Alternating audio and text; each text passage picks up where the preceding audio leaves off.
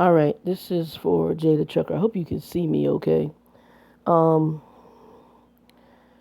I'm Trucker. My handle on here, I haven't done a video in a long time, is Trucker Doll. Jay, I've been watching your videos and I love them actually. I'm a female driver, well, former female driver. I still have my CDL. I've driven for three major companies. I drove for Swift, Pride Transport, and Conway. I hope you watch this because I'm hoping it'll help you out because I saw your frustration and I call it the trucking game. I'm not in trucking right now. I've been thinking about going back in because I love driving. I actually loved over the road driving. I absolutely love it. And my favorite thing to drive is reefers. I'm actually looking at night. My school trainer here in Phoenix, I went to a trucking school out here in Arizona. She drives for night transport, and she's actually I've been talking to her, and she's like, if you come back in, come over tonight. Knight is kind of a spinoff, as you know, from Swift because I think the second in charge or whatever at the time he spun off a Knight transport. She raves about it, but she's been driving for them for years, and I know she was actually a trainer for the school at Swift for a while, and she was my in classroom instructor at AIT, which was the trucking school I went to here in Arizona. But I'm going to talk to you a little bit about your journey. I drove over the road for 3 years, broken up in pieces. I started with Swift. I became a Swift trainer. I trained maybe three or four guys. Um, I left Swift because I wasn't making enough money, kind of like you were having that issue. Your first year out, for whatever reason, as a driver, you don't make money. It is hard in the trucking industry to make money. I think you guys are making a little bit more than what we were making, but if you broke 25,000 your first year as a truck driver for entry level into the first year because they're taking a risk on your insurance, you're lucky. And I know this gets dark sometimes, so forgive me. Um, I'm going to talk to you about what I call the trucking game, and I'm going to tell you what you're going to have to do. You are going to have to play some of it. I'm dealing with that in corporate America right now, and I came from a corporate background. Some of it you can deal with, and you're going to have to choose what company and what level of game you're willing to play.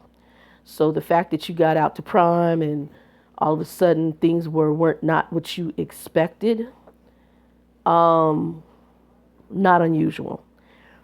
It's not unusual that they'll tell you one thing and then when you get there it's a whole nother. So I'm going to give you two of my stories. I'm not going to name the companies, you know, the three companies I worked for, but I'm going to tell you two stories. I had been off a truck for about 7 months when I went and worked for a company out of Utah. And liked the company. I had no ill will. I actually really liked it. And both of my last two companies, I will say, I still can't say anything bad. I think they were good companies, but it's part of the trucking game. One company, I asked them when we got in the classroom, because it's a big deal for me that if that truck breaks down, will you fix that truck over the road? One, because they only had one facility, which was Utah. So if there's issues, do you repair it over the road? Basically, the answer was yes, unless it was something quote unquote minor that could be repaired once you got back to the terminal. Well, that's logical. The second, so I worked for them for a little while and I had my dog on the truck as you do. Now, the one thing I would say, they had more modern conveniences on their truck. We had landing gear that was raised by air. You didn't have to do that cranking for most of their trailers. I drove reefers. I love refrigerated loads because to me it's there's more drama with dry loads in my opinion than with refrigerated loads because the customer is going to get their stuff on a reefer and get it off without a lot of drama. That's why I like reefers because it's cold, so they need to get it to the next stop without a lot of drama. Dry goods, Lord God knows all the drama I went through with dry goods. Um, the company I went for, I did have something happen with airline. They fixed that over the road. The second thing happened. I was in, I think it was California, and a hose on the truck, something busted, and I had this greenish bluish stuff, if I remember correctly, coming out. It was so bad that other truckers were saying, "Hey, so and so truck, you've got on the CB, you've got green crap coming down the front of your truck." And so I had taken pictures, sent it to the company, like maintenance group, and then they said, "Well, we're going to get you back here to Utah to fix it." It had to do with my AC unit in the truck. Now, in Utah, it could be snowing, but in Arizona and California, it could be 90 to 100 damn degrees. And inside of a cab, it's like a freaking oven. I couldn't sleep. I went ahead and I did the load, got that there, and then they were supposed to be routing me back, but it was like my dog is in there. She's like breathing all hard. I'm hot as hell. I can't sleep. I haven't had, a decent sleep. So that means I'm unsafe. And if this is something minor that's going to, affect your driver to that degree, I'm thinking, and they tell me, open your windows. Well, as you know, as a female, there's certain things we can't do that guys can do for safety. And it's, you're dealing with two entities on the road. So it's just like we don't go to a man's restroom in the most part. They go to their restroom, we go to ours. There has to be those things in place. So they're like, oh, just open up your windows and da da da. I'm like, dude, I can open up every window in here. It's like a damn oven in this truck. I said, we need to get this fixed over the road. Well, everything came to the head to tell me to get off the truck. So that's what I did. The next company I went to was out of, where are they? Missouri. Now, they were extremely professional. Again, a lot of them, they didn't bother me about idling, none of that stupid stuff. But the part of the trucking game for them was, we pretty much had some pretty heavy duty runs, and I made decent money with them. And I was even doing Canada. And so I'm going border to border. I'm going from Texas up to Canada. I got to Sweetgrass, Montana, I think it was Sweetgrass, with a load. And the same trucking drama. The paperwork wasn't right. So I had to U-turn this truck, no lie, on the border at Sweetgrass, Montana and Canada 3 times because nothing was right with this load. And this was dry van. Then because they were bugging me about getting it up there, they had shortened the time. I mean, it was just a lot of drama on getting it all the way up there from the border of Texas, all the way up, border of Mexico, all the way up to Canada. And I told them, I was, look, the truck is governed at 65 miles an hour. This is how far this is. This is how quickly it's going to get there. Once I got up there, I don't switch my Canada logs until I'm right before I'm going to cross. Thank God I did it. I had no Canada hours. So I called safety. I'm like, look, you guys been rushing me on this. Dude, what's going on? Because they should be able to see what your logs on both sides. They put me through. He said, no, who sent you up there with this? Yada, yada, yada. Do not cross into Canada. So now another U-turn. We'll make it like a 4th time. At this point, me and Canada are done. I'm not doing this anymore. But what solidified it was when my driver manager called me laughing. I told the planner that I didn't think you had hours for Canada. You're getting ready to send me in another country with had I by mistakenly gone over, switch my logs after the fact, I'm now illegal in Canada. So at that point, we were done. And I began to get that truck back to their location here in Arizona. Dropped the load where it's supposed to be. And there was a lot more other stuff that happened I'm not going to get into, but it was a lot of drama. Trucking has a game to it. And I don't know if it's purposeful.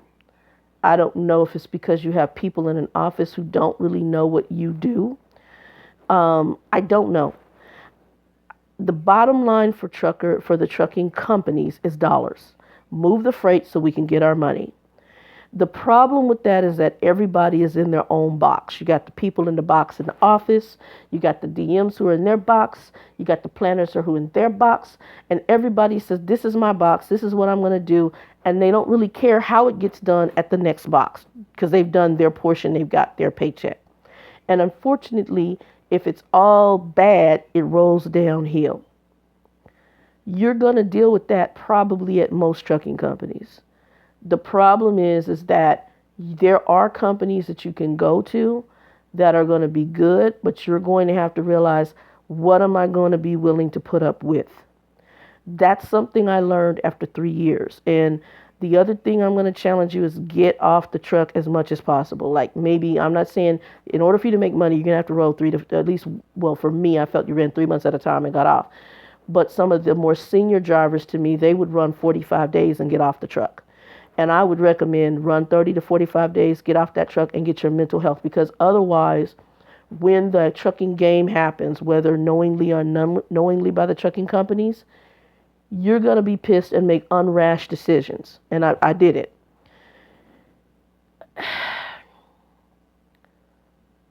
it's a game. Even in corporate America, which I'm back into, I work in the healthcare industry now. It's all a game. And what you have to do is pick which demon you're going to work for. I hate to put it that way. Which devil is the best is what it is. And that's an old saying. And this is for somebody who's probably, I'm almost old enough to probably be your mom, dude. But you're going to have to choose which, and I'm sorry, my lighting's not the best, which demon you want to work for, which trucking company has the least amount of issues. When I was out there, prime drivers make very good money. They got a portion of the load. I don't know about the lease part. I don't know how much they clear after their lease and cost. But I said to myself almost the same thing, that if I go back out over the road, I want to own my own truck so I have a little more control. Now, own not in the sense that I necessarily wanted to buy it. I would probably do the lease and turn it back over and switch out for the next truck once the miles got too high, because you're going to be dealing with heavier maintenance costs once the miles get up to a certain point. And after talking to an owner op with Swift, he said his first thing he did with trucking that he learned, he did a lease purchase. And he drove the truck until it started having major issues. And then finally, when the engine went, he said, I had a paperweight. I can't do nothing but take it to a junkyard. And so he did, I think, mainly just leases and drove them until the miles got high, and then just turned them back over to Swift and got another truck. And he was doing quite well. And what he did is he trained students in order to make the extra money. So he was doing quite well. You've also got to find the game and understand it. So if you're going to be a company driver, driving for any company that does training, your money is going to be made in becoming a trainer and getting the students miles. Also, though, from what you can do from my perspective, if that's what you're going to do, please produce good students.